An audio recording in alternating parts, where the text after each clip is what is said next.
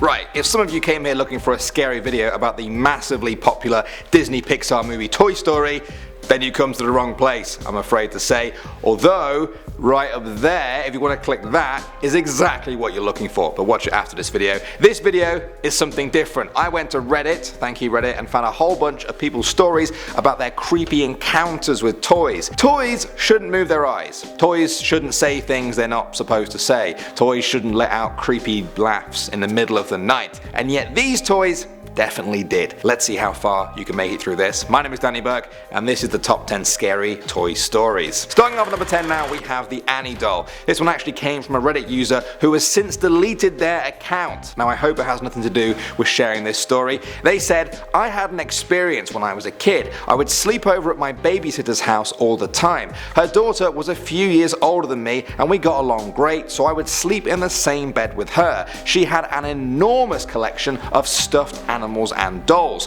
One day we heard her dog barking aggressively at one of her dolls. What made it creepier was that it was a Raggedy Ann doll. We told her parents and they didn't listen, and if the doll was in the room we couldn't sleep, so her dad placed it on the kitchen counter. We woke up to him cursing up a storm. We ran out and could hear the dog and the doll growling at each other. Her dad got dressed, grabbed the doll and supposedly dropped it off at a dumpster a few miles away.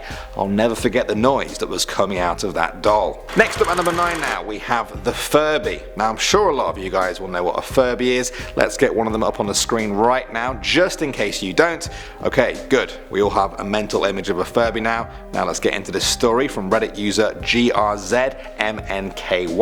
A friend bought me a FURBY once as a joke while we were stationed in Germany. The one she got me was red and black and evil looking. Well, fast forward a couple of weeks after losing interest in the thing, I'm sleeping and suddenly hear this demonic gravelly voice come from my bookshelf. Not the sound of batteries running out, but a seriously demonic voice. I jump up and turn on the lights and search for the sound. I hear it coming from the top shelf, and when I look, nothing is there. Suddenly, I hear the voice behind me, and the little bastard is sitting on top of my wall locker, just repeating this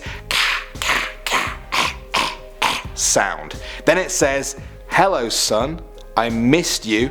I immediately took it out to the burn pit and cleansed it with fire. It screamed as it burned, and I can still hear those screams 10 years later. Yeah, I wasn't messing around with this video, guys. Coming in at number 8 now, we have Amazing Amy. This one also came from a Reddit user who has since deleted their account. I'm starting to sense a bit of a trend here. They said, I had a toy that was dangerous to my mental health. It was called Amazing Amy and was interactive and came with a bunch of accessories. It would say things like, "Mommy, me want peas," and you were supposed to take the spoon for the peas that had a little sensor in it and put it in her mouth. Now unfortunately, the sensors in mine didn't work properly, so I would feed it the peas and it would say something like, "Me no want cookie, me want peas," and would get progressively angrier the more you got it wrong. My dad walked in on me crying one day while slamming the pea spoon into my doll's face with all the force my tiny arms were capable of. He decided he'd had enough.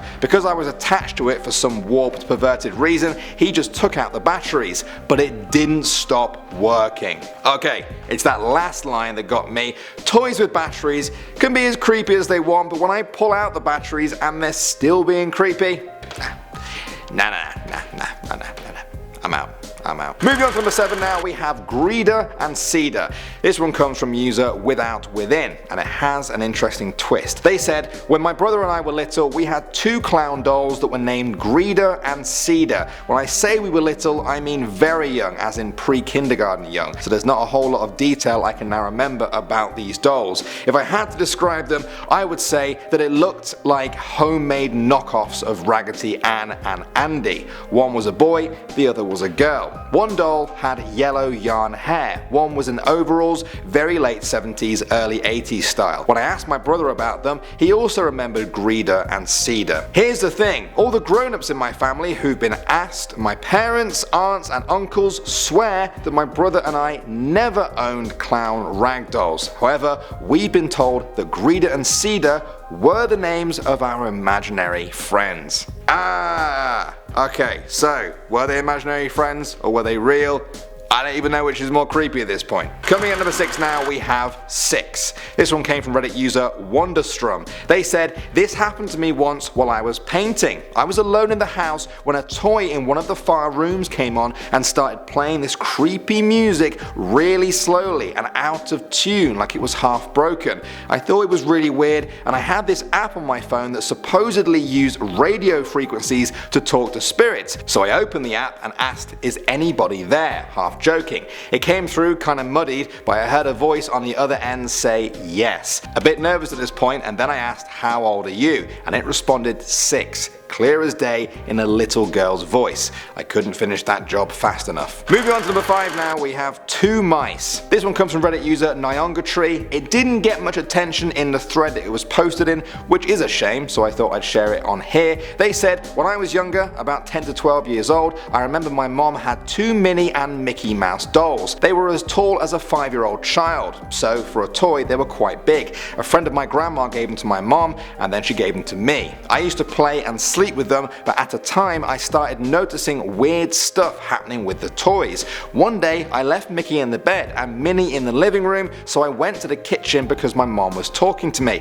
When I came back, Mickey was close to the door of the bedroom, like if he was trying to get out of there. It happened a few times in different parts of the house. The toys were always moving from one part to another. I asked my mom if she could have moved them, but she said no. Now, we've done a lot of creepy stories about Disney things being creepy. Just when I thought we'd run out of them, this happens. I think they were trying to get to each other, which is terrifying. Next up at number 4 now, we have Mama. This one comes from Reddit user Sapuff42, and all I can say is, if you've got a problem with creepy dolls, well, maybe don't watch this one, I don't know. They said, my cousin's grandmother had Parkinson's and lived with my cousin, so we grew up knowing her and treating her like she was our own grandmother. She got it into her head at some point that I loved porcelain dolls and would get me one for every occasion, birthdays, Christmas, Easter, etc.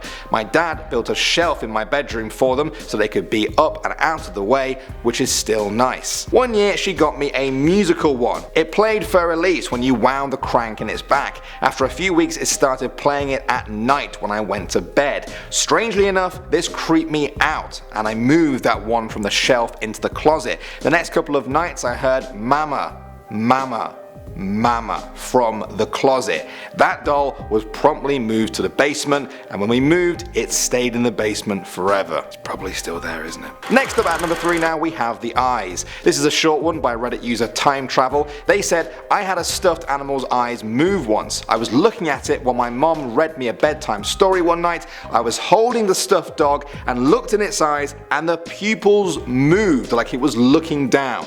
I never could look at this dog again. I have many stories in that house. I've thought about writing an entire post, but it's a long one. Yeah, I'd like to hear that. That was a short one, but I don't know, it just got to me. Anything with a toy watching you and moving its eyes, nah, I'm out. Moving on to number 2 now, we have Suffocation. This one comes from Reddit user Jadazelvest. They said, I used to collect porcelain dolls as a kid, not because I liked them, but my family kind of forced them on me, so I guess I thought I had to like them.